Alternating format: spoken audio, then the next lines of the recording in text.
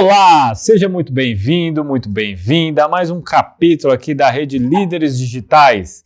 Você vai saber de tudo sobre o ecossistema digital feito por aquelas pessoas que realmente já tiveram resultados positivos. E nesse capítulo a gente vai falar de proteção de dados. A gente trouxe a Fernanda Nones. Obrigado, Fê, pela sua presença, mas antes da gente começar nos tópicos que a gente vai tratar aqui, se apresenta um pouquinho. Vitor, obrigada pelo convite, é uma honra estar aqui com você, que é uma das pessoas aí que mais tem trabalhado para fomentar o ecossistema e trazer discussões importantes, relevantes, então é um super prazer. Bom, me chamo Fernanda, eu atuo com privacidade e proteção de dados já há mais de 6 anos, há 3 anos eu atuo como DPO da RD Station. Atuo também como conselheiro aqui da rede, então super prazer a gente trocar essa ideia. E aí, dentro de privacidade e proteção de dados, eu acabei descobrindo um tema que tinha um interesse em especial, que era a intersecção entre privacidade e marketing digital. Acho que muito porque hoje é algo que para a gente está em tudo, então a gente abre a nossa caixa de e-mails, tem alguma peça de publicidade ali, a gente rola o nosso feed, então do momento que a gente acorda ao momento que a gente vai dormir, tem dados nossos sendo processados para que anúncios promocionais, mensagens, ofertas cheguem até a gente.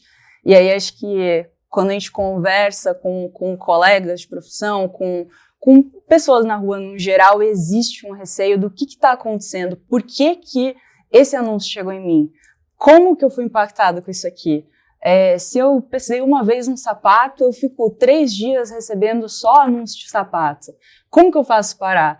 Então, acho que foi uma área que eu me debrucei bastante, acho que em especial também porque a RD é um SaaS, né? Acho que a maior empresa de tecnologia aí voltada para aquisição no meio digital, e aí veio a calhar também de o tema ter relevância para a empresa que eu venho atuando, mas é basicamente esse um pouquinho do contexto. Se você fosse enumerar as principais habilidades de um profissional de proteção de dados, quais as principais você elencaria? Até porque, como você disse, tem uma intersecção com o que a empresa, no final, está prestando de serviço. Se é uma empresa de logística, ela tem um peso determinado para aquilo. Se é uma empresa que transaciona muitos dados de terceiro, o peso é diferente.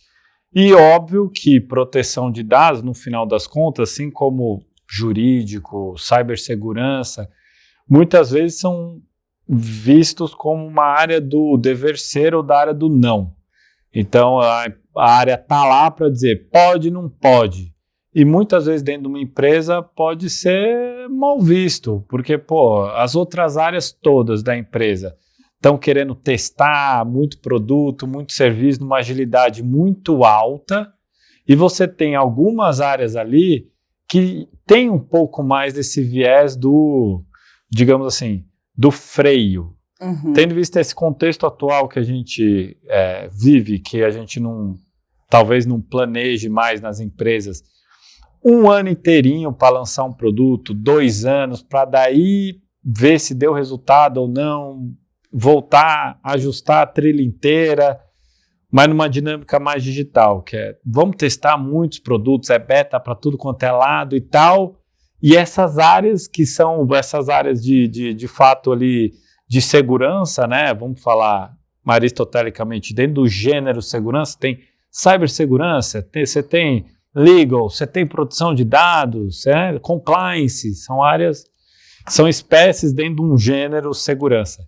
Quais são essas habilidades desse novo profissional de proteção de dados? Legal. Um profissional de proteção de dados, ele não necessariamente, não obrigatoriamente vai ter aí um background jurídico, mas é o que a gente acaba encontrando com maior frequência. Então, partindo dessa premissa, eu traria que tem que ser um profissional que está disposto a quase que fazer uma nova faculdade de tantas outras coisas que vai ter que aprender, em especial para entender como se operacionaliza privacidade e proteção de dados na prática. Porque quando você estuda a teoria, quando você estuda o que a lei te diz e quando você entra dentro de uma organização com pessoas, sistemas, processos em andamento, com cenário real, cenário ideal, mas também tem o cenário real, que aquele processo nem como ele está descrito, é bem como ele acontece.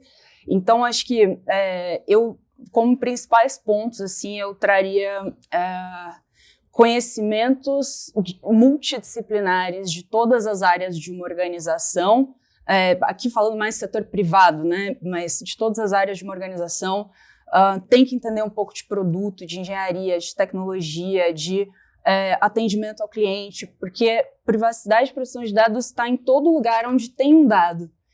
Então, o profissional de privacidade ele tem que conseguir ir do nível mais alto estratégico, de conseguir entender para onde a companhia está caminhando, em termos de avanços na proteção da privacidade das pessoas e definição de próximos passos, nível organizacional, mas também tem que saber descer no beat do negócio e entender ali no detalhe como que vai funcionar aquela integração entre sistemas.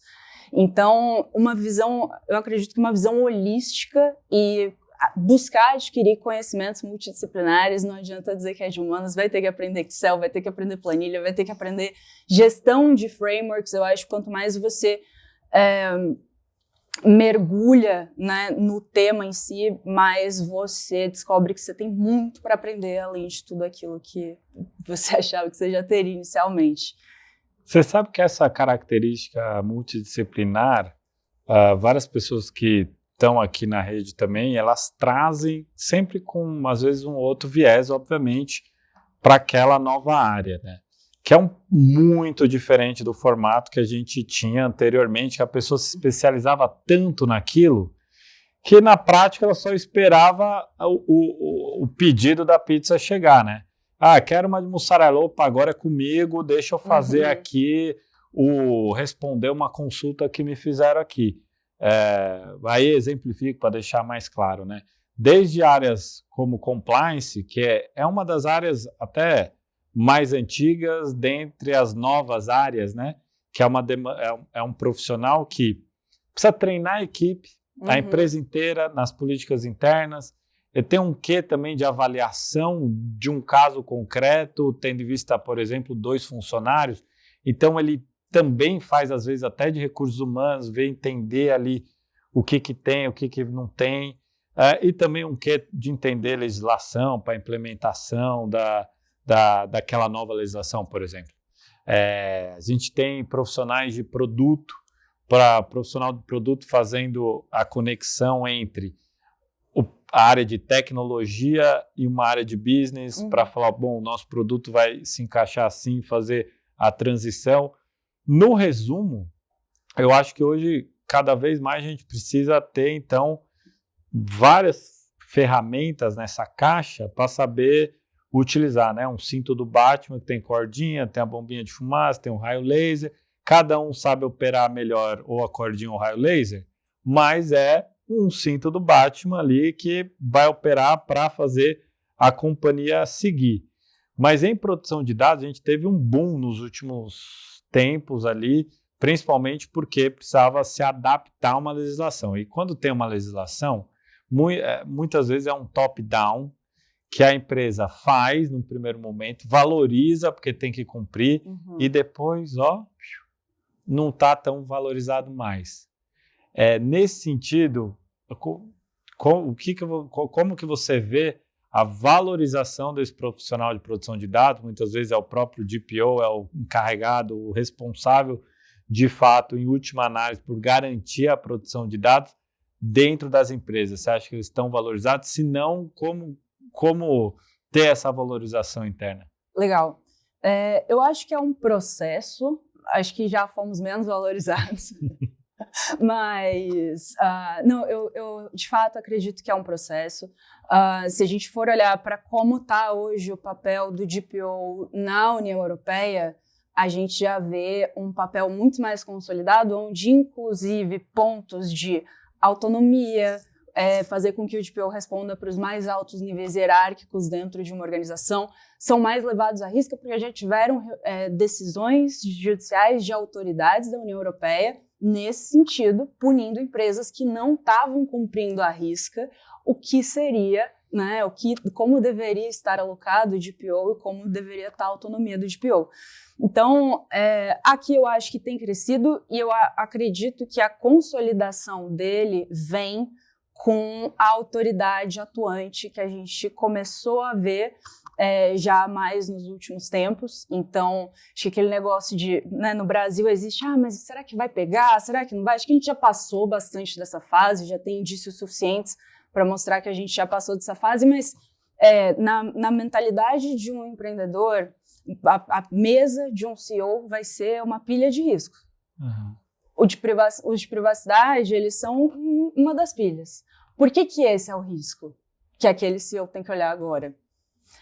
Então, acho que a gente sempre tenta puxar um pouco a sardinha para o nosso lado. Para mim, o meu risco sempre vai ser o mais importante, mas, brincadeiras à parte, todas as decisões envolvem riscos e benefícios de lei, de negócio, e aí tem que saber pesar. Então, a valorização do cargo de DPO, acho que ela vem acompanhada da consolidação, vem como uma consequência também da consolidação do tema no Brasil. Mas acho que a gente tem um bom caminho aí pela frente ainda. E especialmente aqui no Brasil se consolidou muito e teve muito protagonismo nos últimos tempos, até porque foi uma área que foi muito abraçada pelo universo jurídico, que no Brasil, se você jogar água na rua, brota 5 advogados, do nada brota. Temos muitos advogados, né? E aí, por essa cultura no Brasil de muitos advogados, um tipo de profissional que gosta de falar de tudo de A a Z, economia, administração, qualquer coisa, o advogado vai colocar o seu pitaco. Acabou que valorizou até mais do que cibersegurança, por exemplo. Então, se a gente for olhar proteção de dados no papel, beleza, tá tranquilo, tá alinhado o fluxo. Mas quem vai garantir na prática, na reta final, em última instância, se de fato os dados estão protegidos ou não, é uma vertical de tecnologia. Como você vê essa relação do DPO com a área de tecnologia? Assim, se fala a mesma linguagem, se não fala, como falar? Perfeito. Eu nunca esqueço, a minha primeira liderança quando comecei em privacidade foi em produto e engenharia. A gente sentou na nossa primeira conversa, no primeiro dia do tema, ele virou e falou: Fê, você fala em artigo, eu falo 0 e 1. E a gente se encontra em algum lugar no meio do caminho. Eu acredito que esse é exatamente o mindset que uma organização deve ter. Então, é muito engraçado quando eu faço reunião com todas as áreas da empresa, o pessoal de produto e engenharia muitas vezes vai ser o pessoal mais racional ali nas respostas, mais concisas, porque é como a cabeça das pessoas funciona. Então, eu acredito bastante que produto e engenharia, a vertente de tecnologia para a empresa de tecnologia, é o coração de tudo aquilo que movimenta a empresa. Todas as outras áreas da empresa existem porque o produto existe, né? Então, aquilo ali é a essência. E aí existem diferentes frentes. Existe, em última instância, garantir a proteção daquele dado para que ele esteja seguro. Aí a gente vai estar falando dos times de segurança. Mas, para gerentes de produto, desenvolvedores, designers, acho que a gente trabalha na RD a metodologia do Privacy by Design, né? Então, como que você movimenta uma área de tecnologia de mais de 100 pessoas para que cada nova solução nasça pensando na proteção de dados por padrão, considerando o melhor interesse do usuário, que as configurações de privacidade dele vão estar preservadas já de uma maneira suficiente quando aquele usuário tiver alguma interação com aquela tecnologia.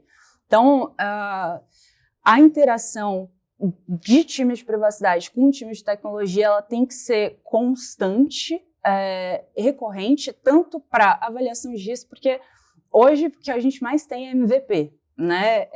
É como as coisas nascem. Então, vai testar aqui, vai testar ali, e assim, eu sou uma grande entusiasta de inovação, eu gosto muito, Mas eu busco muito pela convergência, por aquele ponto de equilíbrio onde inovação e privacidade de proteção de dados conseguem coexistir harmoniosamente sem maiores danos para a sociedade. Esse ponto de convergência, ele existe, né? Então, com os times de tecnologia, a gente vai muito nessa linha. E quando vai nascer uma nova solução, a gente faz uma análise de riscos de privacidade e segurança para que aquilo já nasça do jeito certo. E existe um trabalho muito grande também até de você, isso, né, que antecede até, mas de você trabalhar o mindset dessas pessoas que o produto de engenharia funciona na base ali da metodologia ágil, né? E vai uma sprint atrás da outra, e você explicar para os times de produto de engenharia que eles pararem para fazer uma avaliação de riscos antes do início de uma funcionalidade também é metodologia ágil, porque vai demorar mais ainda voltar para consertar depois. Eles acreditam desacreditando no começo, mas aos poucos vai. Então, existe todo esse trabalho de construção de falar, olha, isso aqui é para que já nasce certo, a gente não vai precisar voltar aqui depois, né? Eventualmente vai monitorar, vai entender como que está essa solução, mas não vai ter que reconstruir. Então, acho que essa intersecção, tanto nível educacional quanto nível de processos, política, porque tem que ter regra. A gente tenta no amor, a gente tenta na educação, mas também tem que ter o enforcement ali se o negócio não vai, né? Então, aquela última instância. Mas em todos esses níveis, tanto procedimentais, documentais, quanto educacionais, é extremamente relevante para o sucesso do negócio. Ou seja, assim, desde o início do desenvolvimento de um produto, lançamento de um produto, passando pelo monitoramento e, obviamente, se der um problema lá na frente, a gente atuar também na frente. Tem muita gente que pode estar vendo, escutando a gente e pensar assim, proteção de dados é só o opt-in, é só a aceitação dos termos e condições de uso da plataforma, pronto, acabou. Para além disso, o que seria essa proteção de dados para pessoas que não são versadas em proteção de dados? Aqui a gente está falando no geral? No geral. Legal. Olha, um jeito que eu costumo falar sobre isso é para pessoas que não são versadas, eu costumo falar que a LGPD, que é a Lei Geral Brasileira de Proteção de Dados, busca devolver para a gente algo que a gente já havia perdido. Na essência, a LGPD, para mim, busca devolver para as pessoas o poder de controle sobre os seus próprios dados, sobre as suas próprias informações. Então, eu estou aqui, até então, eu estava aqui falando com você da perspectiva de uma profissional de privacidade que trabalha dentro de uma empresa, mas se eu estivesse falando com o público final, né, com o usuário final lá na ponta, eu falar, olha, qualquer empresa que esteja te enviando e-mail sem parar, qualquer empresa que você acha que esteja te perseguindo com ligações, comunicados, mensagens, e você não... Isso é uma violação ética. Perceba que a gente não teve um vazamento de dados, mas a gente teve uma quebra ética de confiança ali de eu fornecer esses dados para você, mas você está sendo invasivo, né? O consumidor hoje, existem diversas pesquisas, acha o marketing extremamente invasivo. Então, proteção de dados, basicamente, a lei de proteção de dados traz obrigações para empresas, organizações, públicos, privados, do que pode ou não ser feito com os dados das pessoas, traz direitos para essas pessoas quando elas se sentirem desconfortáveis, incomodadas ou com seus direitos ou liberdades violados, coisas que elas podem acionar. Não, e isso impacta até algumas gerações de comunicação, né? Então, vamos lá, se eu traçar uma linha histórica, a gente tinha uma concentração muito forte do ponto de vista de comunicação, rádio, TV, revista. A gente agora tem, além dessas, as redes sociais, e aí você tem as linhas de comunicações individuais, né? Você tem, numa fase 1, carta, a gente foi para o e-mail, agora tem o WhatsApp, e o que eu vejo, de maneira prática, você pegar o meu e-mail de qualquer pessoa, 60% dos e-mails que a gente está recebendo é de propaganda. Eu comprei uma vez num site e, cara, eternamente estou lá recebendo, ao passo que, sei lá, boa parte dos e-mails eu não estou lendo mais. E parece que a gente está fazendo a mesma coisa agora com o WhatsApp, aí a gente vai lá e avança para uma outra linha de comunicação, meio que, né, flodando, enchendo cada uma dessas etapas de comunicação. Da perspectiva de produção de dados, na prática, termos e condições de uso, quase que um termo por adesão, ou aceito ou não aceito, é binário. Eu não consigo falar, não aceito essa cláusula, né? Então depende do quê? De uma autoridade pública, tal, falar, não, essa cláusula aqui não pode, etc, etc. Então, assim, eu vejo que é muito importante mesmo esse ponto que você falou, de olhar desde o início da trajetória, mas como fazer isso para aquisição ética, em compliance, de acordo com a norma, desses clientes, sem ser invasivo, sem tudo isso, que é pedir opt-in toda hora, a qualquer momento, mas a empresa que tem um produto lastreado nisso, não vai querer, porque é uma barreira, né? Como é que é? Dar o direito ao consumidor ir lá e falar, não quero mais receber? Por onde que passa isso? Perfeito. Até, Vitor, no começo da sua fala, você foi trazendo uma linha histórica bastante precisa da história do marketing em si, e aí é curioso se a gente for parar para observar, o uso de dados em estratégias de marketing, ele não segue uma linha, né, uma crescente definida, ele segue de uma maneira exponencial. Então, agora, na era digital, o quanto que a gente utiliza dados pessoais para fins de marketing cresceu absurdamente. E aí isso é uma faca de dois gumes, né? Aquele negócio de que a diferença entre o remédio, o veneno e a dose.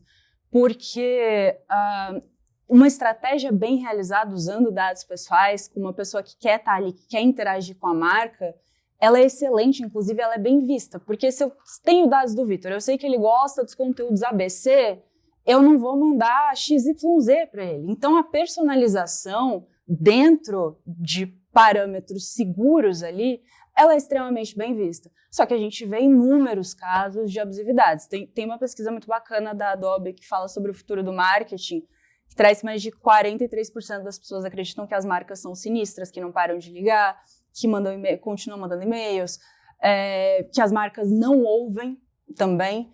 Então, acho que uma preocupação de muitos profissionais de marketing, empreendedores, na entrada em vigor da LGPD, de conversa que eu tive, foi no sentido de a lei vai impactar negativamente em métricas e resultados.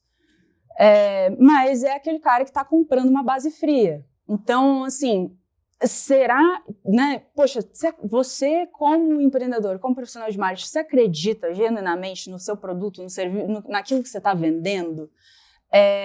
Porque se você acredita, será que a única maneira que você tem para atingir pessoas meio digital é realmente dessa forma tão massificada, invasiva e não desejada?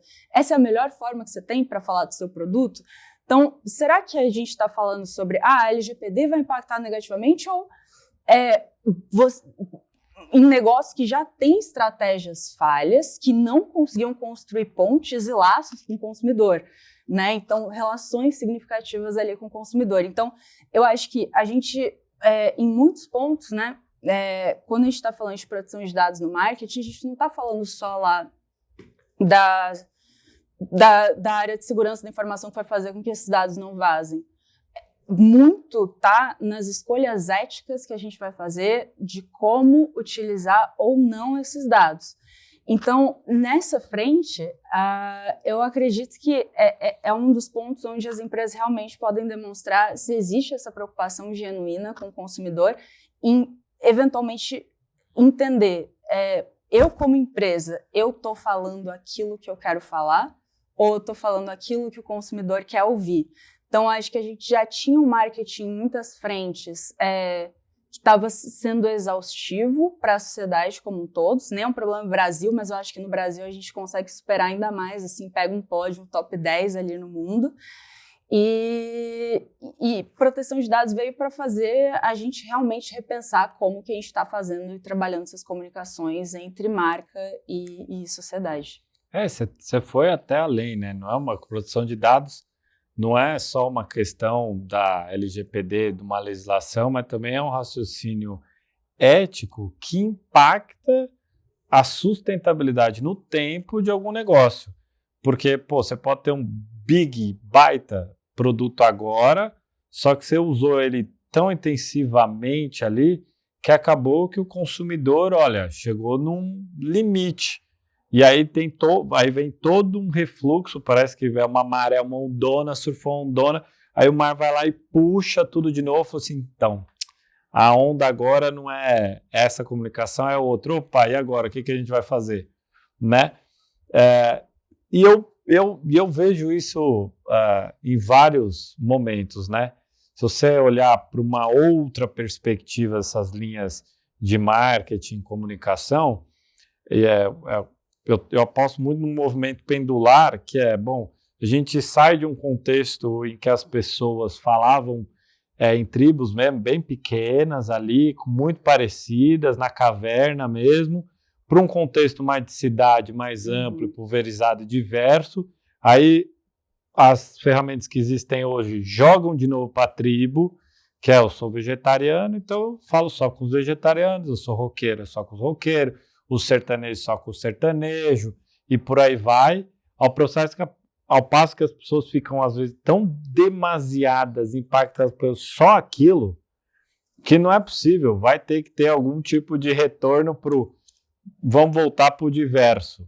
Exemplo que a gente cita e você tratou aqui, é a concepção do profissional de proteção de dados de ser multidisciplinar, assim como outros profissionais que a gente tem aqui na rede, que trazem justamente esse contexto. Pô, agora eu estou tão cheio de falar com tanto DPO, tanto cara de proteção de dados, e que parece que toda reunião dessa parece que é um validando o outro, e aí sai todo mundo confortável, do tipo, vamos fazer uma reunião aqui, trago todos os profissionais de proteção de dados.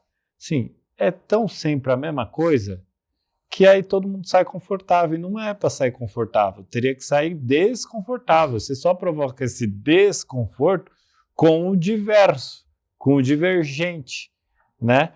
E isso que eu acho que é uma visão muito mais ampla e de profissional do futuro mesmo, de proteção de dados, que não tem que ir um passo além, não é só o que está na LGPD, porque isso daí, na prática, o que a gente viu no Brasil foram vários escritórios de advocacia fazendo playbook clássico, e aí pronto, acabou a empresa achando que estava de boa. E uma visão de produção de dados em cima de produto, é isso que você falou. Então, como que uma visão de produção de dados pegando referências internacionais, do debate ético atual, pode ajudar no desenho do produto mesmo, numa outra perspectiva. E não na perspectiva, muitas vezes, de vamos porque o usuário, quanto mais a gente mandar, melhor.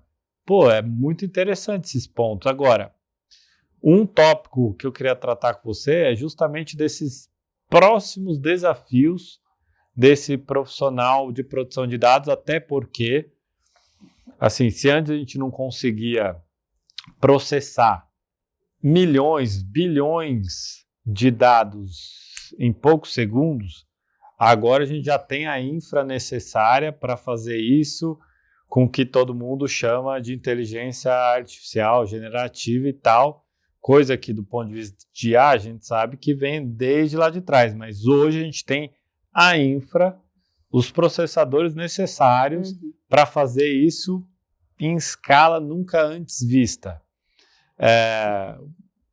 Quais são esses desafios aí para esse profissional? Legal. Eu acho que existem desafios futuros que eles também são presentes já. Eu acho que a gente já está no momento de começar a endereçá-los e de ficar um pouco de cabelo em pé com eles. Eu traria acho que para profissionais de produção de dados que trabalham em empresa ou que entendem da operacionalização de programas em ambientes complexos, já com um nível de complexidade um pouco maior, acho que vão concordar que existe um desafio entre o sistema, a infraestrutura, operacionalizar aquilo que é regra na prática. Então, eu preciso trabalhar o direito da exclusão. Exclusão em todas as áreas, em todos os 100, 150, 200 sistemas da empresa, como que você encontra aquele dado, como que você garante que eles foram 100% excluídos. Tem uma frase que me pega bastante, que é: o cérebro humano esquece, mas as máquinas não. Então, muitas vezes, você operacionalizar 100% em termos de sistemas mesmo, da organização, aquilo que virou uma regra, é um desafio. Acho que os princípios de proteção de dados, eles estabelecem toda a teoria. Quando você precisa que sistemas complexos operacionalizem aquilo na prática e conversem entre si sem travar a operação, segue sendo um desafio e sempre vai ser. Eu acho que um outro ponto que também, antes de entrar num ponto mais atual, mas um outro ponto que não é novidade, mas acredito que sempre é um desafio, é você conseguir manter o tema presente na cabeça das pessoas. Então, hoje, a gente tem informação chegando até a gente todo o tempo. Sua atenção está aqui, daqui a pouco está lá. Você deu um treinamento de produção de dados para toda a empresa. Quando todo mundo entra, todo mundo recebe um treinamento, depois recebeu mais um, mas você fica ali 1, 2 meses sem, o pessoal já começa a esquecer que tem o processo de avaliar riscos. Então, você tem que ser lembrado com recorrência, porque senão as pessoas vão... acho que... Será que isso aqui... Talvez isso aqui não seja mais prioridade, pode ter sido só aquela onda lá de quando a lei entrou em vigor. Então, acho que existe essa necessidade de você manter o tema vivo na cabeça das pessoas. E assim, acho que em termos de desafios para profissionais do futuro, não tem nem como a gente não falar de IA, de realidade aumentada, soluções que estão nascendo hoje em empresas digitais, em e-commerces que usam realidade aumentada, quando você liga a câmera do seu celular para olhar como ficou a maquiagem no seu rosto, para ver como ficou a roupa no seu corpo, que são soluções muito bacanas, ou que realmente é a tecnologia funcionando em prol de uma necessidade, de uma dor que o consumidor tinha, porque às vezes você não consegue ver muito bem, visualizar se aquela roupa ficaria boa ou não. Então, acho que são tecnologias que ainda têm muito a evoluir, mas ainda assim, espero que o façam considerando questões de privacidade. Porque você está abrindo a câmera do seu celular ali, algum agente mal intencionado por trás disso pode fazer muita coisa com esse tipo de informação. Então, acho que novas tecnologias com certeza vêm como um desafio, porque a gente sabe que a tecnologia cresce numa velocidade exponencial e o direito nunca vai crescer em uma velocidade exponencial. O direito está sempre uns passos atrás da tecnologia, falando: ei, vem cá, não posso ficar tão para trás, né? Agora já evoluiu demais, tem que conseguir regular isso aqui. Então, esses desafios, eles vão ser constantes, crescentes. Acho que daqui a alguns anos a gente vai olhar para trás e falar: nossa, era só mato, que na época acho que privacidade vai ser um tema que não vai ter como não ser parte da vida e do dia a dia das pessoas quando a gente estiver falando de uma sociedade já muito mais movida por IA daqui a 5, 10 anos. E como você vê, para a gente fechar o nosso papo aqui, da perspectiva de concorrência? E aí eu explico. Nos últimos anos, a LGPD, que é a Lei Geral de Proteção de Dados, ela foi colocada muito quase como Deus, no sentido de aventar, pegar a LGPD para dizer: não posso fazer isso, não posso fazer aquilo. E aí, quando a gente coloca da perspectiva de concorrência, nas empresas nativas digitais, como a agilidade ela é um pressuposto da empresa que vai conseguir trazer mais recurso, mais volume de dados, acaba que a consequência de ter mais dado é de fato fazer de novo uma outra vertical, um outro produto e serviço que vai se retroalimentando, uma bola de neve em que atores menores não consegue entrar naquele mercado. Então, a perspectiva de produção de dados que eu estou colocando aqui é, ao mesmo passo que a empresa preserva aqueles dados, a gente vê situações em que a gente consegue intercambiar aqueles dados, até porque, do ponto de vista econômico, social, para um país ou para o mundo, ela é benéfica. Exemplos. Open Finance. Open Finance você tem 2 bancos de dados em que eles têm a mesma linguagem, os dois, onde eu faço intercâmbio daquelas informações dos clientes. Antes não tinha, agora tem, que bom, tem, amplia a concorrência. Mas vamos pensar da perspectiva do tipo, vamos supor que eu tenho um marketplace e está cheio de restaurante ali, ou cheio de varejistas, certo? Uma startup hoje, para entrar num segmento desse, vai falar, bom, eu não tenho dado nenhum, o meu custo de aquisição desse cliente vai ser muito alto, logo eu não entro. Porém, o dado é do restaurante, é do varejista ou é da plataforma? Né? Se a gente pegar um contexto de Open Finance e fazendo esse diálogo produção de dados, eu queria perguntar para você assim, esse desafio de proteção de dados olhando a perspectiva de concorrência, como que você enxerga? Legal. Até trazendo um ponto aqui que a gente costuma falar bastante, o dado é da plataforma, o dado ele é da pessoa. E aí, produtos, plataformas, empresas, marcas podem guardar, né, serem responsáveis por esses dados.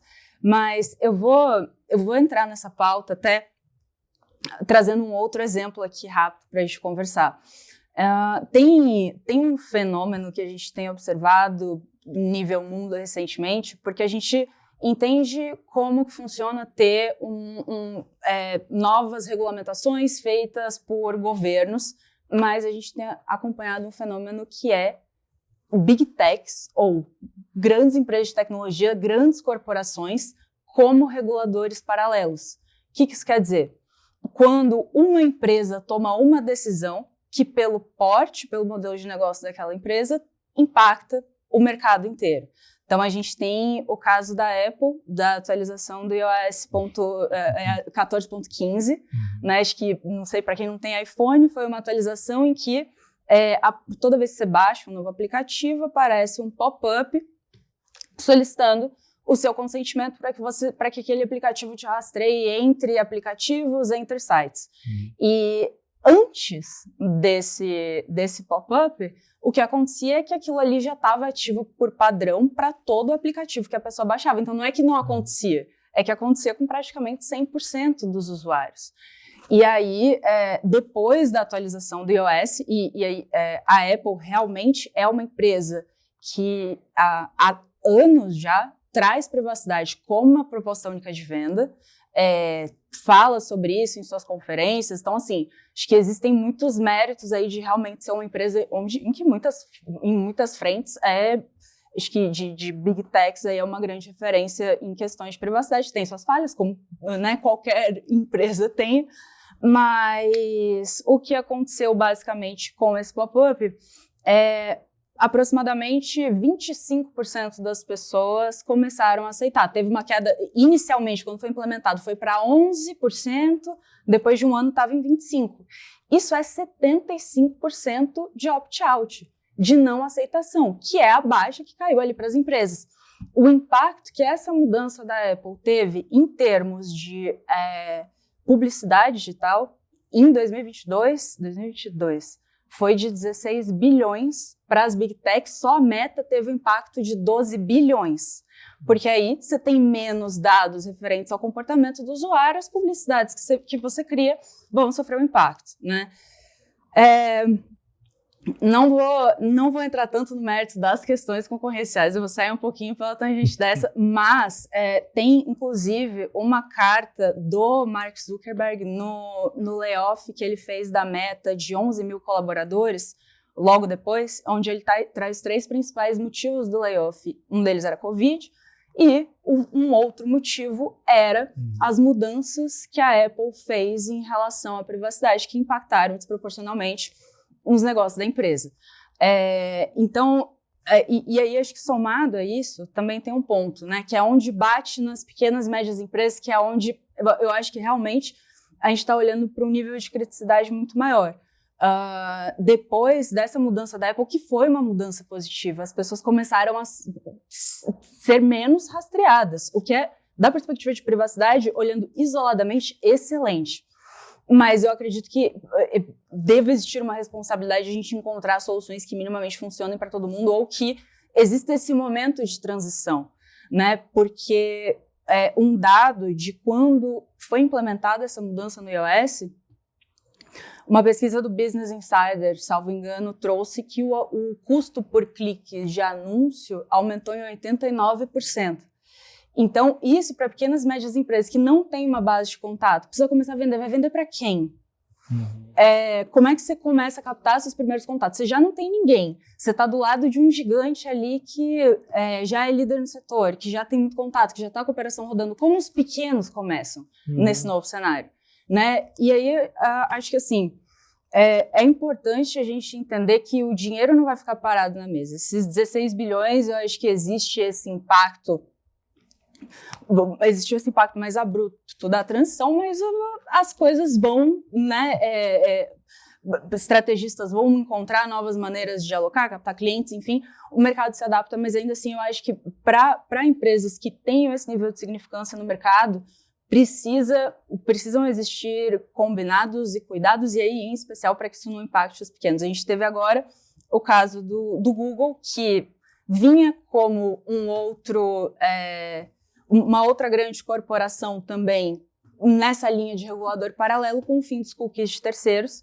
Agora, depois de 5 anos trabalhando nisso, o Google pisou um pouco no freio e falou, opa, não, então a gente não vai descontinuar os cookies de terceiros, porque a gente, depois de conversar com o regulador, depois de analisar questões concorrenciais, de privacidade, com reguladores britânicos, depois de ouvir anunciantes, todos os players ali do ecossistema de mídia programática, a gente vai trabalhar num novo caminho que não é esse do fim dos cookies. Então, a meu ver, essa é uma postura que pensou ali no impacto que isso traria de ponta a ponta na cadeia, beleza. A gente já está há 5 anos nisso, já passou bastante do que o Google esperava ali inicialmente para o phase-out dos cookies de terceiros, mas no fim eles optaram por não fazer alteração agora e basicamente não impactar o mercado que depende de publicidade, ainda depende de cookies de terceiros para suas estratégias, por não terem uma solução